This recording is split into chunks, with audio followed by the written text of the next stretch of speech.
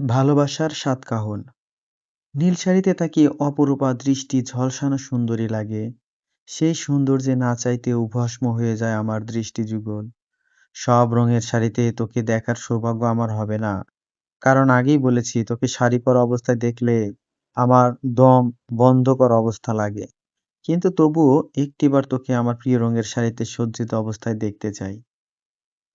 আজন্মের বন্ধুত্বের দাবিদার হিসেবে এতটুকু তো তোর কাছে আমি চাইতেই পারি, তাই না রে শুভ্রা? একটি লাল শাড়ির সাদা সিল্কের শাড়ি, হালকা রেড হোয়াইট স্টোন অর্নামেন্টস, একটা বেলি ফুলের পাজরা এবং দুটি লাল সাদা গোলাপে মোড়ানো গিফটের মাঝে এই ছোট্ট চিরকুটটি দেখে দীর্ঘ শ্বাস ফেলল শুভ্রা। ইহানের দেওয়া এটি তাকে প্রথম কোনো উপহার নয়, তবে রোহান আর সোনালিকার সাথে সেদিন রেস্টুরেন্টে দেখা হবার পর থেকে ইহানের স্বভাবে বেশ কিছু পরিবর্তন লক্ষ্য করছে সে। আর এই উপহারটুকুও সেই পরিবর্তনেরই অংশ। শাড়িটা বুকে জড়িয়ে নিয়ে শুভ্রা আনমনে বিড়বিড় করে বলতে লাগলো, এখনো আমার কাছে তুমি আজন্মের বন্ধুত্বের দাবিদার হয়েই রয়ে গেলে ইহান ভাইয়া। তোমার প্রতি আমার অনুভূতিটা ঠিক কি সেটা আমি স্পষ্ট বুঝতে পারলেও আমার প্রতি তোমার অনুভূতিটা সম্পর্কে আমি এখনো সুস্পষ্টভাবে বুঝতে পারিনি। হয়তো তুমিও পারোনি, তবে যেদিন বুঝতে পারবে সেদিন খুব বেশি দেরি হয়ে যাবে তো, তাই না রোহান ভাইয়া? লাল শাড়ির সাদা শাড়িতে শুভ্রাকে আজও পরীর মতো লাগছে। উদ্দেশ্যহীনভাবে সেজেও সে ছাদে এসে দাঁড়িয়েছে। ইহান কেন যে তাকে শাড়ি পরে তাদের বাড়ির ছাদে আসতে বলেছে সে নিজেও জানে না। শুভ্রাকে আসতে বলে ইহানের নিজেরই কোনো খবর নেই। সে তা আজ খুব ভোরবেলায় বান্দরবানের নীলগিরি পাহাড়ের ট্যুরের উদ্দেশ্যে বেরিয়ে পড়েছে। তাই সকাল থেকে ঈশা তার বাড়িতে পড়ে রয়েছে। ঈশা দৌড়ে ছাদে এসে হাঁপাতে হাঁপাতে বলল, আরে দোস্ত তুই এইখানে? ওদিকে। কথাটা শেষ করার আগে শুভ্রার দিকে চোখ যেতেই ঈশা মুগ্ধ নয়নে তার আপাত মস্তক দেখতে দেখতে বলল, বাহ বান্ধবী বাহ, তোকে কি সুন্দর পরীর মতো লাগছে রে।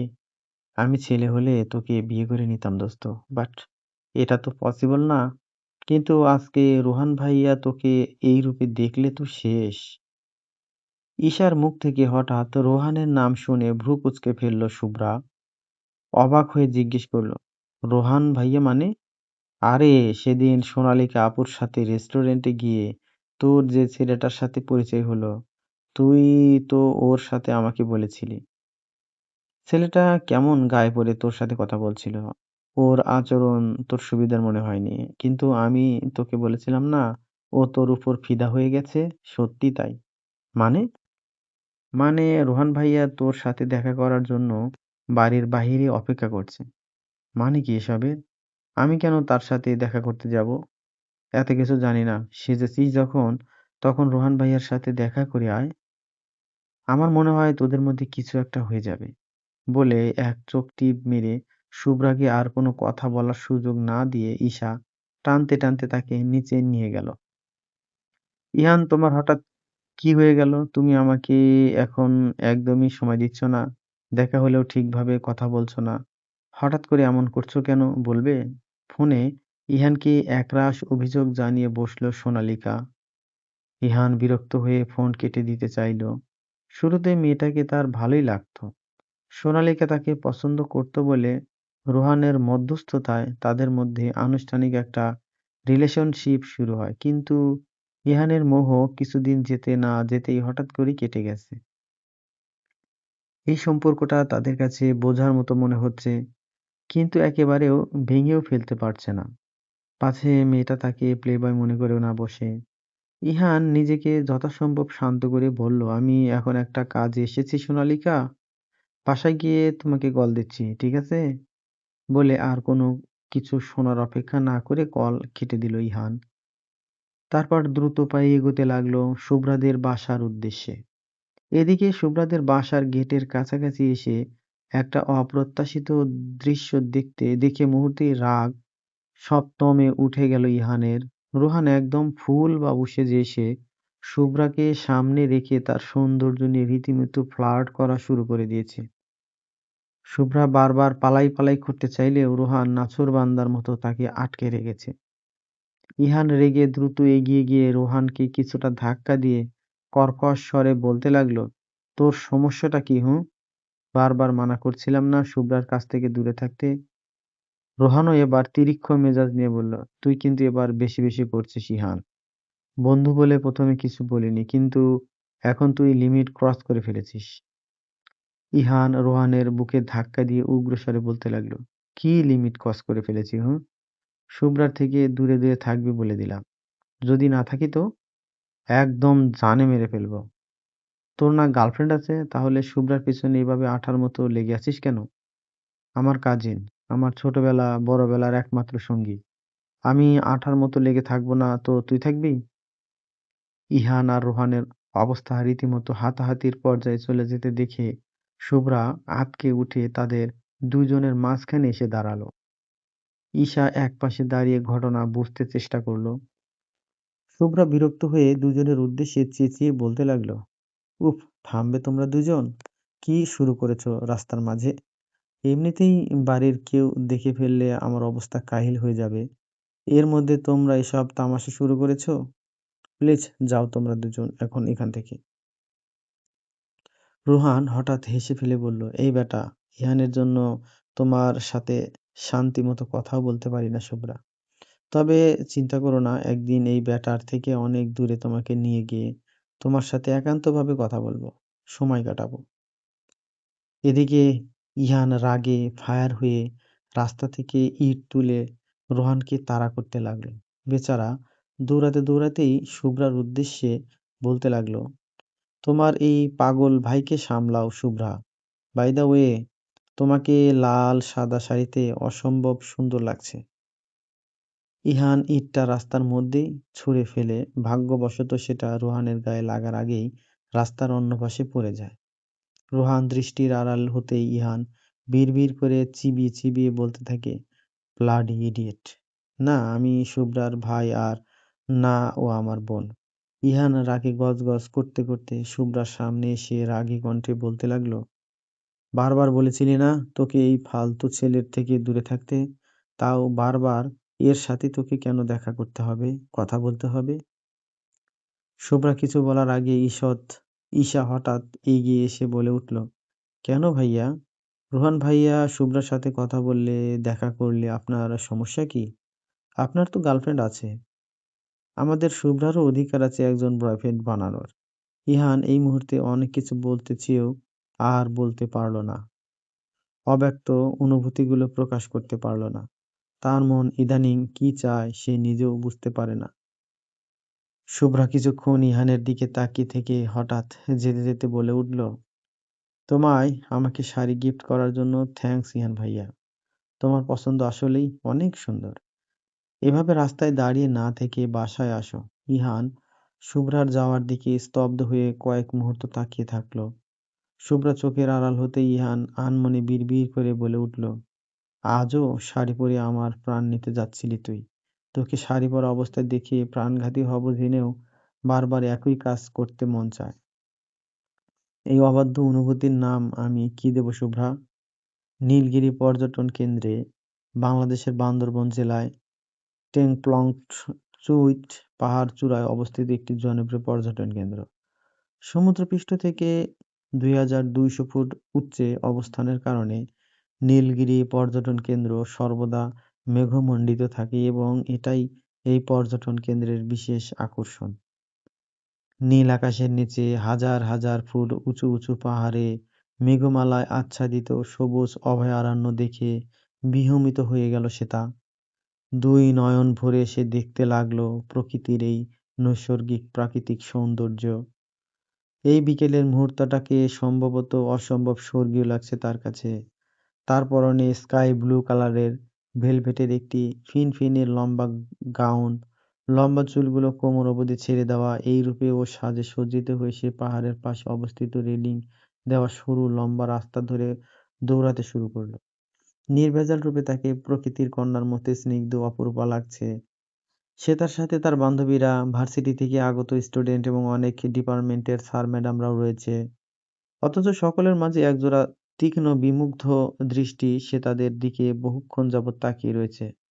অথচ সেদিকে কোমলমতি কন্যার কোনো ধ্যান নেই। ট্যুর উপলক্ষে নীলগিরি পর্যটন কেন্দ্রে অনেকগুলো রিসোর্ট ভাড়া করা হয়েছে। তার মাঝে অর্ধেক মেয়েদের এবং অর্ধেক ছেলেদের জন্য বরাদ্দ রয়েছে। শ্বেতা এবং তার বান্ধবীরা যে রিসোর্টে রয়েছে সেটার বারান্দায় সবাই মিলে ট্রুথ অ্যান্ড ডেয়ার খেলছে। তার পাশেই কিছুটা দূরে কেউ বারবিকিউ বানাচ্ছে, আবার কেউ অন্য পাশে অনেকেই বা গিটার নিয়ে গানের আড্ডায় বসেছে। এতক্ষণ যাবৎ ট্রুথ অ্যান্ড ডেয়ার খেলায় নীরব দর্শক বনে থাকা শ্বেতার দিকে বোতল ঘুরতেই তার বান্ধবীরা তাকে চেপে ধরল। জুই বলে উঠল, সবাই এতক্ষণ যাবৎ ট্রুথ নিয়েছে, এবার তোকে ডেয়ার নিতে হবে শ্বেতা। অহনা বলল, ওকে ডেয়ার দিবি দে, কিন্তু ওর জন্য কঠিন হয়ে যায় এমন কিছু দিবি না কিন্তু। অনামিকা বলে উঠল, আরে রিল্যাক্স দোস, আমাদের কে এত দাজ্জাল মনে হয় তোর? বলে সে তার দিকে তাকিয়ে অনামিকা বলল, আমাদের রিসোর্টের পিছনে একটা বকুল ফুলের গাছ আছে, তুই সেখান থেকে একগুচ্ছ বকুল ফুল নিয়ে আসবি, ঠিক আছে? শ্বেতা ভয়ে ঢোক গিলে বলল, এই সন্ধ্যাবেলায় ওখানে একা একা যেতে আমার ভয় করবে। শান্তা বলে উঠল, দেখ শ্বেতা, তুই ডেয়ার নিয়েছিস, তার মানে তোকে এটা পালন করতেই হবে, না হলে তুই আমাদের খেলা থেকে ডিসকোয়ালিফাই হয়ে যাবি। অহনা শ্বেতার হয়ে কিছু বলতে নিলে অন্যরা মেয়েরা তাকে থামিয়ে দিল। অগত্যা শ্বেতা গুটি গুটি পায়ে রিসোর্টের পিছনে বকুল গাছ থেকে ফুল পেড়ে আনার উদ্দেশ্যে পা বাড়ালো। তার মনটা কেন জানি এই মুহূর্তে ভীষণ কুঁকড়াচ্ছে। ভয়ে ভয়ে বকুল গাছের কাছে এসে সেখানে থেকে কিছু ফুল একত্রিত করে তড়িঘড়ি করে হাঁটতে নিতেই দুটি শক্ত হাত একই সাথে সে তার দুই হাত এবং মুখ চেপে ধরল। হাত দুটির জোর এতটাই বেশি ছিল যে সে তার হাতে এবং মুখে প্রচণ্ড ব্যথা অনুভূত হতে লাগলো। তবু হাতের মালিক তাকে ছাড়ল না। আষ্টে পৃষ্ঠে টেনে হিঁচড়ে তাকে নিয়ে যেতে লাগলো গভীর অন্ধকারের দিকে। কে আপনি আমাকে এভাবে ধরে এনেছেন কেন? ছেড়ে দিন, দিন আমাকে। অচেনা একটা অন্ধকারাচ্ছন্ন জায়গায় মাটিতে পড়ে থেকে তীব্র ভয়ে পেছাতে পেছাতে অস্পষ্ট স্বরে কথাগুলো বলল শ্বেতা।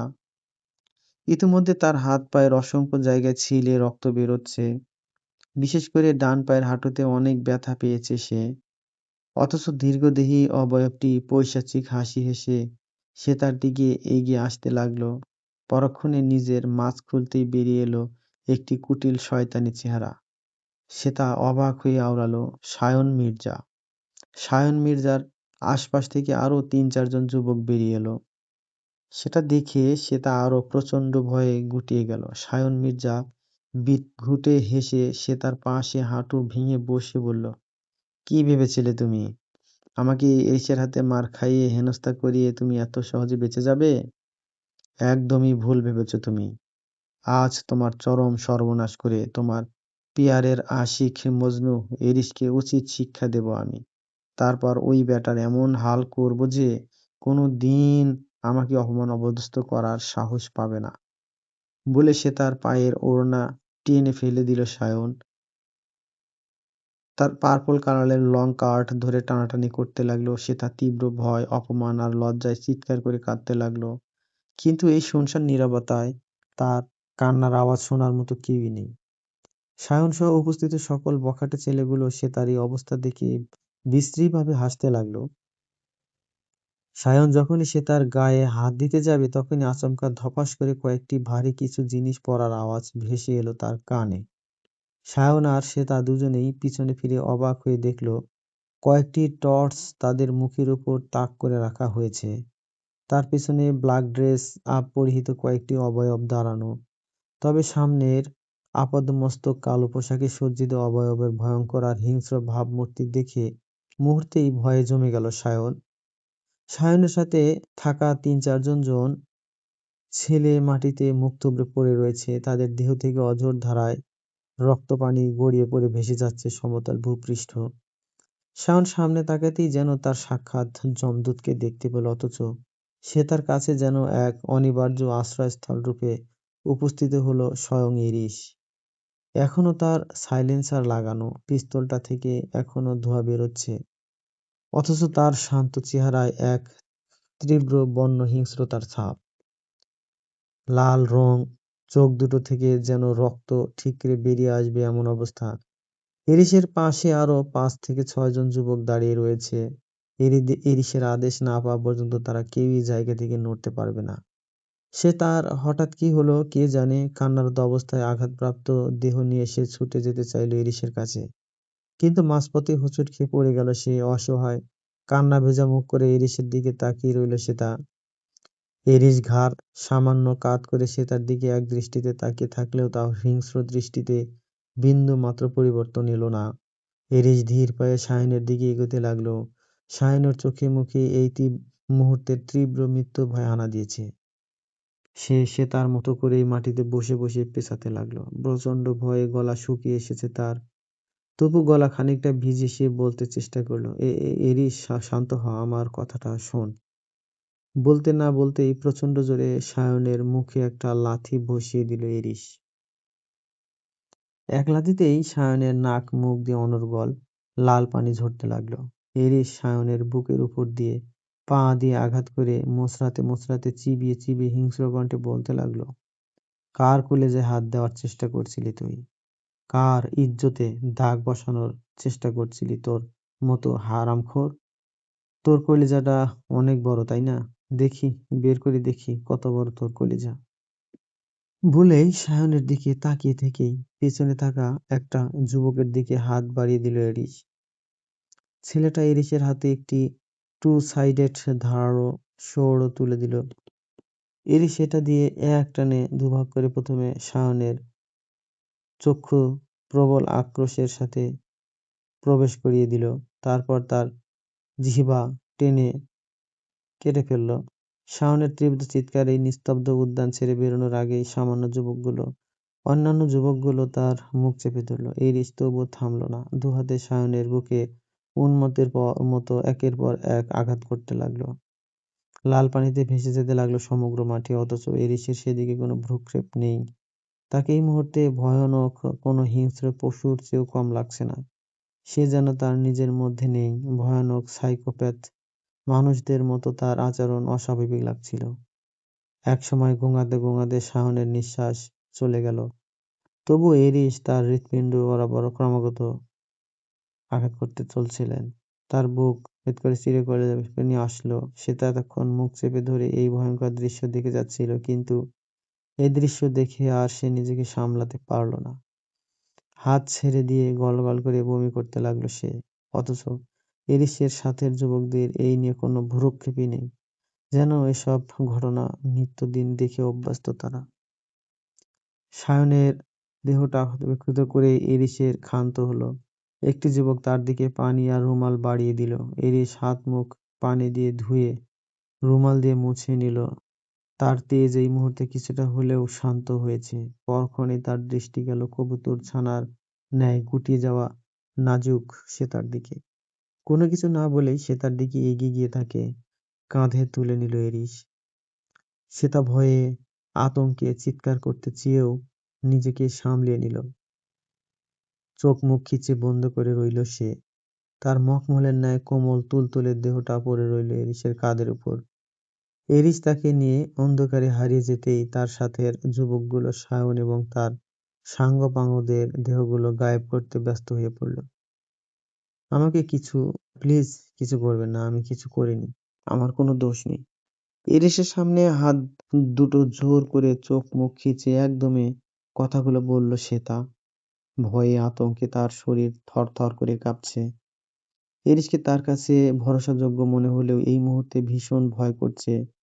উঁচু পাহাড়ি রাস্তার একপাশে শ্বেতাকে বড় একটা পাথর খণ্ডের মধ্যে বসিয়ে এরিস হাঁটু ভেঙে তার কাছে বসল। শান্ত দৃষ্টি নিক্ষেপ করে রাখল কোমলমতি নাজুক তরুণীর পানে। তার মুখে নেই রাগ, ক্ষোভ কিংবা হিংস্রতার কোনো রূপচিহ্ন। আকাশ জুড়ে অজস্র তারার মাঝে আজ পূর্ণ চন্দ্রিমা উদিত হয়েছে। সে সাথে শীতল পাহাড়ি বাতাস বইছে। বাতাসের প্রতিটা ঝাপটা সে তার লম্বা ও খোলা চুলগুলোকে বারবার এলোমেলো করে দিচ্ছে। এরই সে তার চুলগুলো কানের পিঠে আলগোছে গুজে দিল। শ্বেতা অবাক হয়ে তার দিকে তাকালো। এরিসের শান্ত ও সুগভীর দৃষ্টি দেখে সে বেশ বিস্মিত হয়। শ্বেতা কিছু বলার আগেই এরিস তার সমগ্র মুখে আলতো পরশ বুলিয়ে দেয়। তার শরীরের ক্ষতগুলো গভীর দৃষ্টিতে পর্যবেক্ষণ করতে থাকে। তারপর মিহি স্বরে বলে ওঠে, তখন খুব ব্যথা লেগেছিল, তাই না? শ্বেতা উপর নিচ মাথা দুলিয়ে সম্মতি জানায়। এরিস বিনা বাক্যে নিজের লেজার জ্যাকেট থেকে একটি মলমের প্যাকেট বের করে। তারপর মৃদু হস্তে সেগুলো সে তার শরীরের দৃশ্যমান ক্ষতগুলোতে লাগিয়ে দেয়। সে তার যন্ত্রণায় চোখ মুখ খিচে ফেলে। মলম লাগাতে লাগাতে ইরিশ হঠাৎ শান্ত স্বরে বলে ওঠে, তোমার হাঁটুতে কতখানি কেটে গেছে দেখি। সে তা আঁতকে ওঠে তড়িঘড়ি করে বলল, সেটার কোনো দরকার নেই, আমি নিজেই মলম লাগিয়ে নিতে পারব। এরিস কিছুটা রুক্ষ স্বরে বলে উঠল, আমি তোমার শরীর দেখতে চাইনি, আঘাতপ্রাপ্ত স্থানটা জাস্ট আমাকে দেখাও। সে তার লজ্জায় কুঁকড়ে গিয়ে স্কার্টের অনেকাংশ ছিঁড়ে যাওয়া আঘাতপ্রাপ্ত অংশটুকু এরিসের সামনে উন্মোচন করল। এরিস পকেট থেকে তুলো আর স্যাভলন বের করে কেটে যাওয়া অংশটুকু সযত্নে পরিষ্কার করে দেয়। সে তা যন্ত্রণায় এরিসের হাত খামচে ধরে। এরিস নির্লিপ্ত থেকে সে তার হাঁটুতে সুন্দর করে ব্যান্ডেজ করে দেয়। সে তা ইরিশের দিকে তাকিয়ে থাকতে থাকতে হঠাৎ লক্ষ্য করে ইরিশের বাম হাতের কনুইয়ে অনেকটা জায়গা কেটে গিয়েছে। অনেকক্ষণ এক দৃষ্টিতে সেটা পর্যবেক্ষণ করার পর সে সাহস সঞ্চার করে বলে ওঠে, আপনার হাত তো অনেকটা কেটে গেছে, ব্যান্ডেজ থাকলে দিন, আমি করে দিচ্ছি। সেসবের দরকার নেই। কেন দরকার নেই? এরে সে তার পানে স্থির দৃষ্টিতে তাকিয়ে বলল, আজকাল বড্ড বেশি কথা বলছো তুমি। সে তা হঠাৎ এক অবাক করা কাণ্ড করে বসল। এরিসের কাছ থেকে তুলো স্যাভলন আর ব্যান্ডেজ নিয়ে বিনা বাক্যে তার আঘাতপ্রাপ্ত স্থানটাতে সেগুলোর প্রয়োগ করতে লাগলো। এরিস বেশ যন্ত্রণা অনুভব করলেও মুখ দিয়ে একটা টু শব্দ উচ্চারণ করল না। এক দৃষ্টিতে সে তার পানে তাকিয়ে রইল। সে তা এক মনে তার কনুইয়ের জায়গাটা ব্যান্ডেজ করতে থাকে। এরিস হঠাৎ শীতল কণ্ঠে বলে ওঠে, আমাকে এই মুহূর্তে ভয় লাগছে না তোমার? সে তা ব্যান্ডেজ লাগাতে লাগাতে শান্ত কণ্ঠে বলে, আপনি তো আমাকে ওই সায়নার ছেলেগুলোর কাছ থেকে বাঁচিয়েছেন। আমার আবার ক্ষতস্থানগুলো তো ব্যান্ডেজ লাগিয়ে দিয়েছেন। তাহলে আপনাকে ভয় কেন পাবো? কিছুক্ষণ আগে তোমার চোখের সামনে যেসব কাণ্ড হলো সেসব দেখে তো তোমার আমাকে ভয় পাওয়া কিংবা ঘৃণা করা উচিত। ভয় আমি পেয়েছি, অস্বীকার করব না। ঘৃণা করো না আমায়। সে তাই এই মুহূর্তে একদম চুপ হয়ে গেল। কি বলবে সে বুঝতে পারল না। সে নিজেও নিজের প্রশ্নের উত্তর জানে না। তারপর আনমনে বলতে লাগলো, আপনি কয়েকটা জানোয়ারকে হত্যা করেছেন। তাদের এমন নৃশংস পাওনা ছিল। এটা নিয়ে আমি আপনাকে কোনো দোষ দিব না, না ঘৃণা করব। এরিস হঠাৎ নিজের নির্লিপ্ত মুখভঙ্গি পরিবর্তন করে বাঁকা হেসে বলল, তুমি কি ইনডাইরেক্টলি আমাকে কৃতজ্ঞতা জানাচ্ছ? বাই চান্স তুমি আমাকে ভালো মানুষ মনে করে বসনি তো? তাহলে সেটা একদমই ভুল ভাবছো শ্বেতা মুবাশশিরা। আমার থেকে কখনো সুস্থ ভালোবাসা কিংবা সুস্থ আচরণ একদমই আশা করো না। সে তা অবাক হয়ে এরিসের দিকে তাকিয়ে থাকে। তার ব্যান্ডেজ করা ইতিমধ্যেই শেষ হয়ে গিয়েছে। এরিস উঠে দাঁড়িয়ে আকাশের দিকে তাকিয়ে দরাজ গলায় বলতে থাকে, যে বা যারা আমার অস্তিত্ব কিংবা দুর্বলতাকে ছোঁয়া তো দূর, চোখ তুলে তাকানোর চেষ্টা করবে, তার বা তাদের ঠিক আজকের মতো কিংবা এর থেকেও ভয়ানক পরিণতি হবে। তারপর সে তার দিকে তাকিয়ে বলতে থাকে, আর তুমিও কখনো আমার কিংবা আমার ভালোবাসার কাছ থেকে পালানোর চেষ্টা করবে না। আর যদি চেষ্টা করো তাহলে এর পরিণামও তোমাকে খুব খারাপভাবে ভোগ করতে হবে সেটা। সেটা অবাক হয়ে এরিসের মুখের দিকে তাকিয়ে থাকে। এই লোকটার হঠাৎ করে কি হয় সে নিজেও বুঝতে পারে না। তার মনে হয় এরিস নিজের মাঝে বহুরূপী সত্তা লুকিয়ে রাখে। এরিস আচমকা সেতাকে পাজাগোলা করে কোলে তুলে নেয়। সেতা চমকে উঠে বলে, আরে কি করছেন, নামান আমাকে। এরিস সেতার দিকে শীতল দৃষ্টি নিক্ষেপ করে, যার অর্থ একদম চুপচাপ থাকবে মেয়ে। ব্যাস, সেতা একদম ভদ্র বাচ্চার মতো চুপচাপ হয়ে যায়। এরিস সেতাকে নিয়ে নিজের অন্যতম প্রিয় শখের বাইক হুন্ডা এক্স ব্লাডের কাছে এগিয়ে যায়। নিজে বাইকে রাইডারের সিটে বসে সেতাকে ঠিক তার সামনে নিজের দিকে ঘুরিয়ে বসিয়ে দেয়। সে তার তীব্র অস্বস্তি ও লজ্জা অনুভব করলেও কিছু বলতে পারল না। এরিস কোনো কথা না বলে পাহাড়ি আঁকাবাঁকা রাস্তায় বাইক স্টার্ট দেয়। পাহাড়ি রাস্তায় লাগানো ল্যাম্পপোস্টের স্টেডিয়ামের আলো রাস্তা আলোকিত হয়ে রয়েছে। তারই মধ্যে দিক শূন্য হয়ে কালো রঙের বাইকটা প্রচণ্ড দ্রুত গতিতে এগিয়ে চলছে সুদূর পানে। শোঁ শোঁ করে তীব্র বাতাস বইছে। সেটার দমকায় সে তার সুগন্ধিযুক্ত লম্বা খোলা চুলগুলো বারবার ইরিশের মুখে আছড়ে পড়ছে। ইরিশ তবু নির্বিকার, প্রাণ ভরে সেই মাতাল করা সুগন্ধ নিজের শ্বাসনালীতে টেনে নিচ্ছে সে। সেই সাথে টেনে নিচ্ছে সে তার শরীরের মিষ্টি মিহিলি সুঘ্রাণ। একবার বাইকের গতিপথ দেখছে তো আরেকবার সে তার মুখপানে তাকিয়ে থাকছে। সে তার জড়সড় ও কাঁচুমাচু ভঙ্গিতে ইরিশের দুই বাহুর মাঝে আটকা পড়ে বসে রয়েছে। ইরিশের শরীরের এত কাছাকাছি থাকায় তার শরীরের পুরুষালী গন্ধের সাথে কড়া পারফিউমের ঘ্রাণ তাকে যেন মাতাল করে দিচ্ছে। বারবার এক অজানা আকর্ষণ বোধ করছে সামনের এই মানুষটির প্রতি। দীর্ঘক্ষণের চাপা নীরবতা ভঙ্গ করে হঠাৎ সে তা বলে উঠল, আজকে যে এতগুলো করলেন, সবাই যদি সেগুলো সম্পর্কে জেনে যায় তখন কি করবেন? এরিস বাঁকা হেসে নির্লিপ্ত ভঙ্গিতে বলে, আমাকে তোমার এত কাঁচা খেলোয়াড় মনে হয় তাই, মাই এডিকশন? আজকে রাতের পরে আগামীকাল সকালে ওদের দেহের কোনো অস্তিত্বই কখনোই খুঁজে পাওয়া যাবে না, কেউ পাবে না। সেদা অবাক হয়ে জিজ্ঞেস করল, কিন্তু কিভাবে? আর আপনার এত ক্ষমতা? আমার ক্ষমতা সম্পর্কে এখনই তোমার এত কিছু জানার দরকার নেই। সময় হলে নিজে থেকেই জানতে পারবে। আচ্ছা, আমার বান্ধবীরা আর স্যার ম্যাডামরা যদি আপনার সম্পর্কে খোঁজ করে, ওরা আমাকে না পেয়ে যদি টেনশন করে, ওসব চিন্তা তোমার করতে হবে না, তুমি শুধু নিজে স্বাভাবিক থাকলেই হলো। আবারও দুজনের মধ্যে নীরবতা বিরাজ করে। সেটা হঠাৎ এরিসের দৃঢ় গভীর নিঃশ্বাসের আওয়াজ শুনতে পেয়ে থমকে যায়। বাইকটাও কেমন টালমাটাল ভঙ্গিতে চলছে। সে তা আঁতকে উঠে বলল, বাইকটা হঠাৎ এভাবে চলছে কেন? আর আপনার কি কিছু হয়েছে? এরিস কোনো কথা না বলে আচমকা বাইকের ব্রেক কষে। তাতে সীতা হঠাৎ করে ইরিশের চওড়া বুকে আছড়ে পড়ে। উঠতে নিতেই খেয়াল করে ইরিশ দুহাতে তাকে ঝাপটে ধরে রয়েছে। তার বুকে ইরিশ হঠাৎ এলোমেলো ভঙ্গিতে মাথা গুজে নিল। সে তা নড়াচড়া করলেও ইরিশ তাকে আটকে দেয়। তারপর অনেকক্ষণ জোরে জোরে নিঃশ্বাস নিয়ে সে তাকে নিজে থেকে দূরে ঠেলে দেয়। বাইক থেকে নেমে ইরিশ রেলিং ঘেঁষা সরু পাহাড়ি রাস্তায় গিয়ে দাঁড়ায়। প্রায় সমতল ভূমিতে চলে এসেছে তারা। নিচে ছোট্ট একটা নদী প্রবাহমান, নিস্তব্ধ রাতে কলকল তরঙ্গ নিয়ে বয়ে চলেছে উর্মিমালা। ইরিশ সেদিকে নিরন্তর তাকিয়ে রয়। শ্বেতা বাইক থেকে নেমে অনেক কষ্টে খুঁড়িয়ে খুঁড়িয়ে হেঁটে গুটি গুটি পায়ে ইরিশের পাশে গিয়ে দাঁড়ায়। ইরিশ তাকে দেখে থতমতে কণ্ঠে বলে ওঠে, এখানে কেন এসেছো তুমি? আমার থেকে সবসময় দূরে দূরে থাকবে তুমি মেয়ে। শ্বেতা ভীষণ অবাক হয়। এই লোকটার হঠাৎ করে কি হয় কে জানে। নিজেই সে তার কাছাকাছি আসবে, তাকে নিজের কাছে নিয়ে আসবে, আবার নিজেই বলবে তার থেকে দূরে থাকতে। মাথার তার কয়টা ছেঁড়া কে জানে। সে তা বিড়বিড় করে বলে ওঠে, আমার গায়ে কি ঘা লেগে আছে নাকি যে কাছে আসলেই গায়ে ফোস্কা পড়বে? তার বিড়বিড় করে বলা কথাটি ইরিশ শুনে ফেলে। সে সে তার একদম কাছাকাছি এসে তার দুবাহু ঝাঁকিয়ে কিছুটা রুক্ষ স্বরে বলে ওঠে, এই মেয়ে, বোকা নাকি তুমি? বুঝতে পারো না তোমার প্রতি আমার কতটা আকর্ষণ আর নেশা জমা রয়েছে? মানসিক এবং শারীরিক দুই দিক থেকেই তোমাকে একান্ত আপন করে পেতে চাই আমি। চুম্বক আর লোহা যেমন একসাথে থাকলে কখনো আলাদা থাকতে পারে না, তেমনি তুমি আমার কাছাকাছি থাকলে আমি কিছুতেই তোমার থেকে দূরে যেতে পারবো না।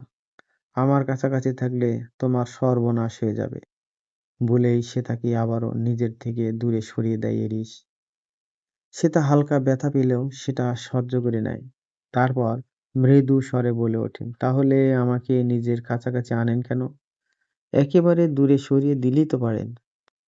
সে তার এই কথাতে ইরিশের মুখের মাঝে হঠাৎ করে হিংস্রতা ভর করল।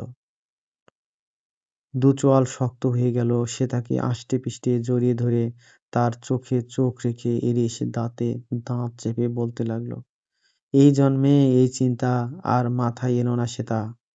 আমার থেকে দূরে সওয়া তো দূর, আমাকে ছাড়া নিজের অস্তিত্ব কল্পনা করাও বন্ধ করে দাও। কারণ তোমার অস্তিত্ব জুড়ে শুধুমাত্র আমিই বিরাজ করব। তুমি চাইলেও সেই নিয়তি কখনো বদলাতে পারবে না। ইরিশের হঠাৎ সে তার কাঁপতে থাকা গোলাপি ওষ্ঠযুগলের দিকে দৃষ্টি স্থির হলো। সেদিকে তাকিয়ে তার হঠাৎ করে হৃদস্পন্দন বেড়ে গেল, গলা শুকিয়ে কাঠ হয়ে গেল। সে তার ঠোঁট জোড়ার খুব কাছাকাছি নিজের ঠোঁট জোড়া নিয়ে এলো ইরিশ। দুই ঠোঁটের মাঝখানে মাত্র কয়েক সেন্টিমিটারের দূরত্ব।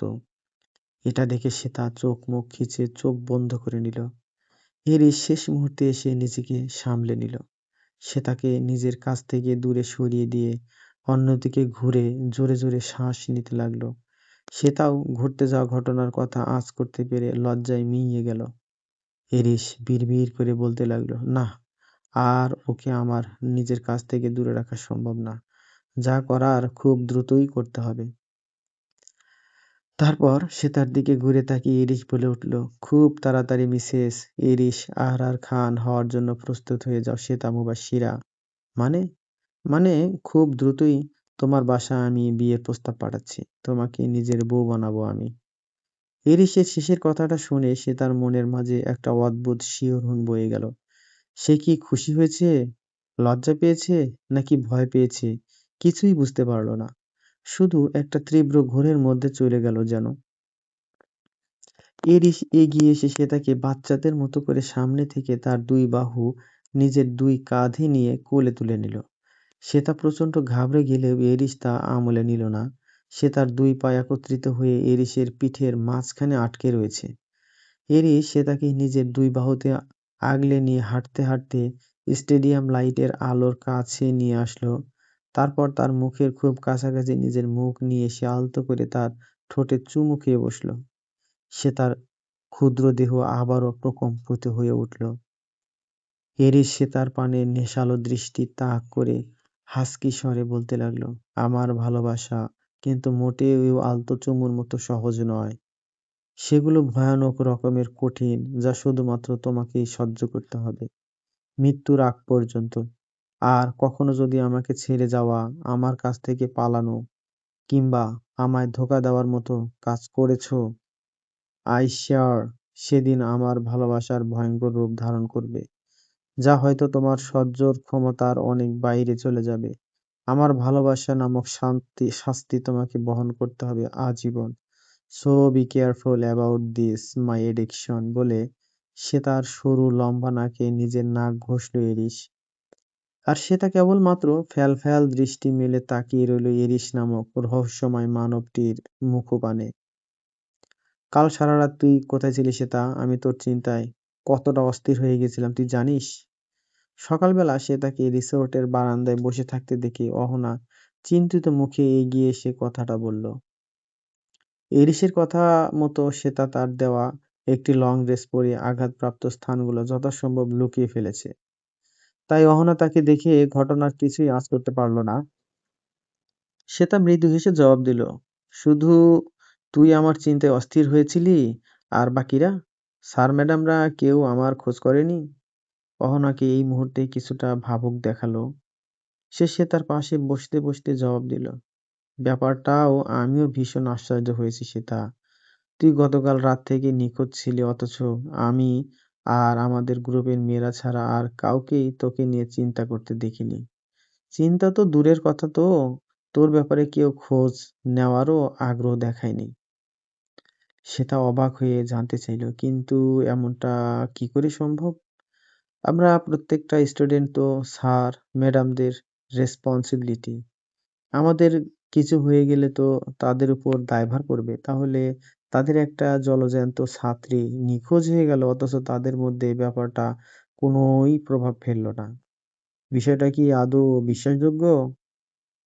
আমার মনে হয় এই ব্যাপারটায় কোনো ঘাপলা আছে। আর জানিস, গতকাল থেকে শাওন মির্জা আর তার কয়েকজন ব্যাচমেটকে খুঁজে পাওয়া যাচ্ছে না। মানে তারা এমনভাবে গায়েব হয়েছে যে তাদের কোনো অস্তিত্বই পাওয়া যাচ্ছে না। হঠাৎ করে এভাবে জলজ্যান্ত কতগুলো মানুষ পৃথিবী থেকে গায়েব হয়ে যায় কিভাবে? শাওন মির্জার কথা উঠে আসতেই সে তার গতকাল রাতের লোমহর্ষক ঘটনাগুলো মনে পড়ে শরীর শিউরে উঠল। তার চমকানো স্পষ্ট টের পেল অহনা। সে চিন্তিত ভঙ্গিতে জিজ্ঞেস করল, তোর হঠাৎ কি হয়েছে? আর তুই তো বললি না গতকাল রাতে তুই কোথায় ছিলি? শ্বেতা কথা ঘুরিয়ে বলে উঠল, আরে রিসোর্টের আশেপাশে ছিলাম, ঘুম আসছিল না তাই শেষ রাতে বারান্দায় বসে কাটিয়ে দিয়েছিলাম। এটা নিয়ে এত চিন্তা করিস না তো। এখন আমি ফিরে এসেছি, এটাই কি যথেষ্ট নয়? হ্যাঁ, তা ঠিক। আচ্ছা, যাই হোক, এখন তাড়াতাড়ি রুমে গিয়ে প্যাকিং করা শুরু কর। এখনই প্যাকিং করব কেন?